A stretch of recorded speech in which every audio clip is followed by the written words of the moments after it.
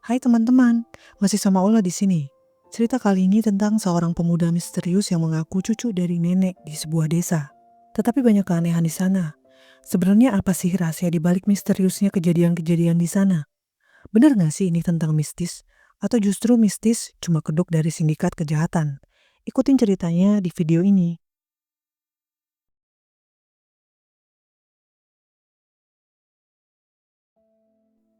Di awal cerita kita ditunjukkan suatu tempat dengan banyak apartemen.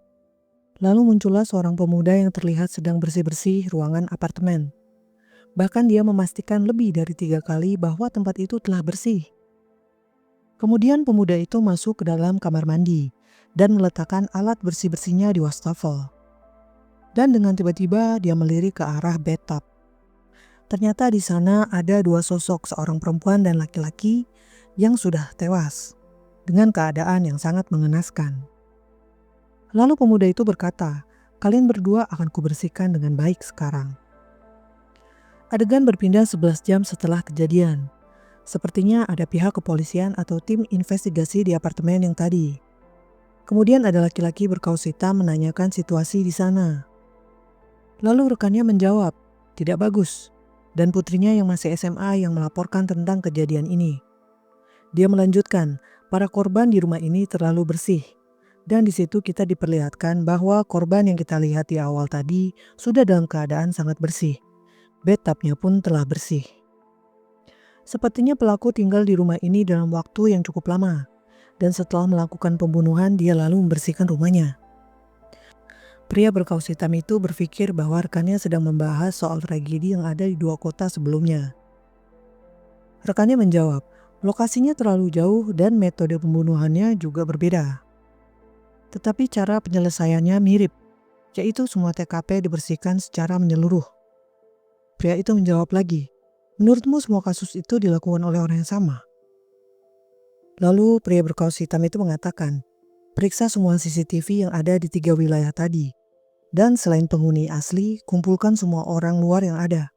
Temukan siapapun yang memiliki karakteristik fisik yang sama di 3 tempat itu." Adegan berpindah ke pemuda misterius yang ada di awal cerita. Dia terlihat sedang menyetir ke suatu tempat, sambil mendengarkan berita dengan tragedi yang berkaitan dengan dirinya. Berita itu menyatakan bahwa kejadian di 3 tempat tadi akan diselidiki sebagai kasus yang dilakukan oleh tersangka yang sama. Dan akan dilakukan penyelidikan secara terbuka. Poster buronan pun akan disebar secara nasional. Dan bahkan ada hadiah 10 juta won yang akan diberikan kepada pelapor yang memberikan informasi. Mendengar hal itu, pemuda itu tersenyum tipis.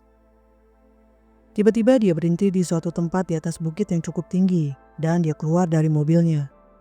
Lalu dia membiarkan mobilnya jatuh ke bawah dari atas tebing itu. Mungkin semacam menghilangkan bukti, karena plat nomor mobilnya pun sudah tidak ada. Pemuda itu melanjutkan berjalan kaki ke suatu desa. Desa itu sangat gelap dan sepi. Dia berpikir, desa ini sama sekali tidak berubah, bahkan ketika berkabut.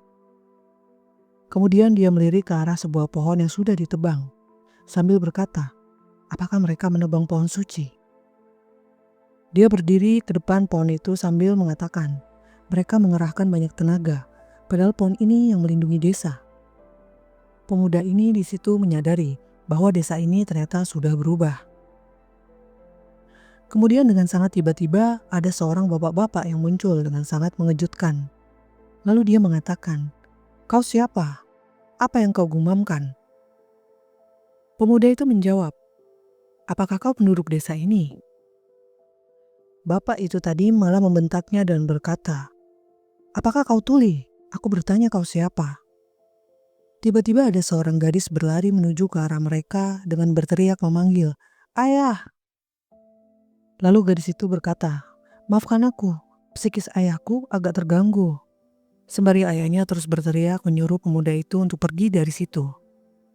Lalu gadis itu berkata, "Ayah jangan kasar-kasar, bagaimana kalau kita pulang dan makan snack? Snack coklat kesukaan ayah." Gadis itu membujuk ayahnya agar memberinya waktu untuk berbicara dengan pemuda misterius itu. Lalu dia akan memberikan snack coklat kesukaan ayahnya nanti di rumah. Gadis itu meminta maaf kepada pemuda tadi, dan si pemuda menjawab tidak apa-apa. Lalu dia bertanya lagi, "Tas punggung, apa kau lagi traveling?"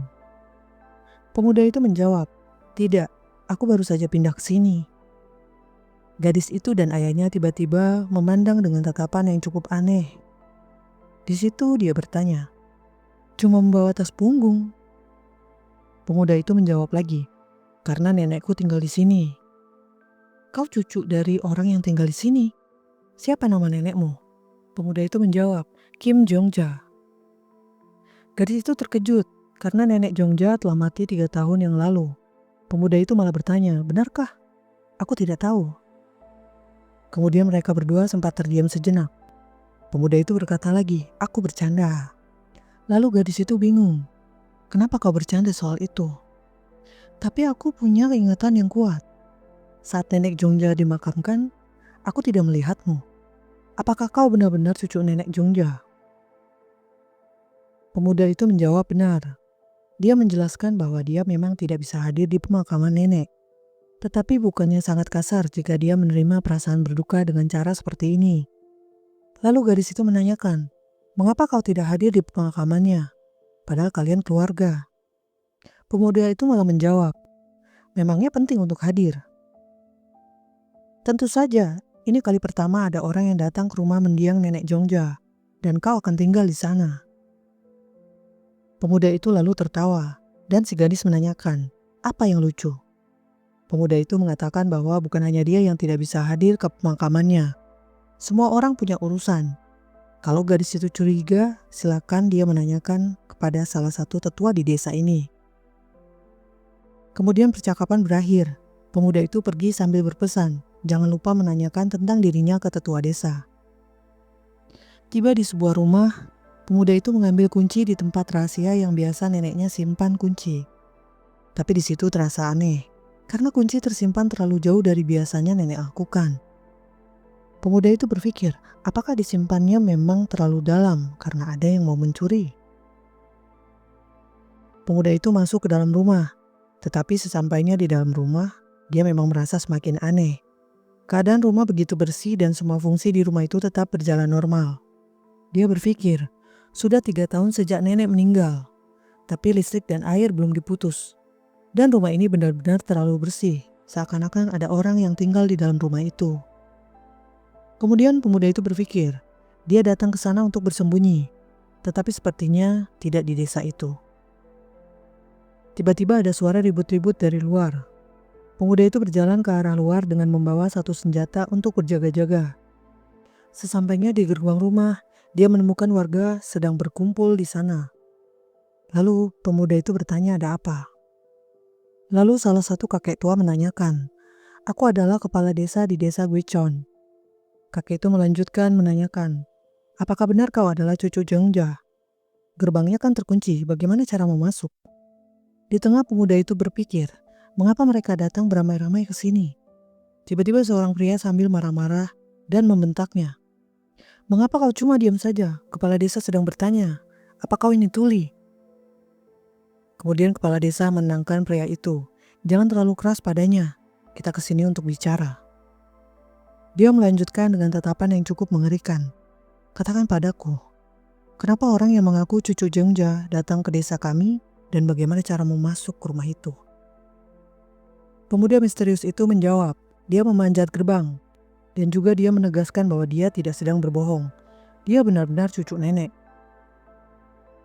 Pria tadi tiba-tiba jadi kesal. Sambil menyekik leher pemuda itu, dia menyuruh pemuda itu untuk sopan. Kepala desa mengatakan untuk jangan lakukan itu. Lalu dia melanjutkan, "Kuharap dia tidak membuatmu takut." Pemuda itu malah tersenyum dan menyerang balik pria tadi dengan menghantam kepalanya sendiri ke kepala pria itu dengan sangat keras. Sampai pria itu terjatuh dan terluka parah pada bagian wajahnya. Pemuda misterius itu berkata, "Sepertinya kau juga tidak sopan." Dia keheranan karena dia melihat ada yang dipukul tetapi tidak ada yang merespon. Apakah ini semua karena adanya si tetua alias kepala desa ini? Tiba-tiba kepala desanya berkata, "Hyun Seop, apa kau akan terus berbaring?" Itu adalah nama pria yang terluka tadi. Kemudian kepala desa melanjutkan minta maaf kepada pemuda itu karena salah satu warganya telah berlaku kasar. Lalu dia tertawa sambil menatap pemuda itu dari jarak dekat dan mengatakan, "Aku bisa tahu saat melihat wajahmu dari dekat." Kemudian tiba-tiba tetua meminta mereka semua untuk pulang sambil berkata, "Dia memang adalah cucu Jongja." Lalu ketika mereka akan pergi, pemuda itu bertanya, "Rumah nenek terurus dengan baik. Siapa yang tinggal di sini?" Lalu kepala desa mengatakan, "Tidak ada.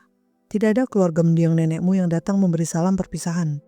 Makanya penduduk desa secara bergantian mengurus rumah itu untuk bisa menenangkan nenekmu." Lalu Hyun Seo bertanya kepada kepala desa, "Apakah Anda akan mengizinkan pemuda kurang ajar itu tinggal di sana?" Tiba-tiba kepala desa berbalik arah ke rumah nenek Jongja dan berkata, "Lihatlah atap yang ada di sana." Tiba-tiba saja ada sosok seperti hantu yang mengerikan menyerupai seorang wanita sedang menari-nari di atas atap. Kepala desa melanjutkan dengan menyeringai. Dia menari dengan sangat gembira.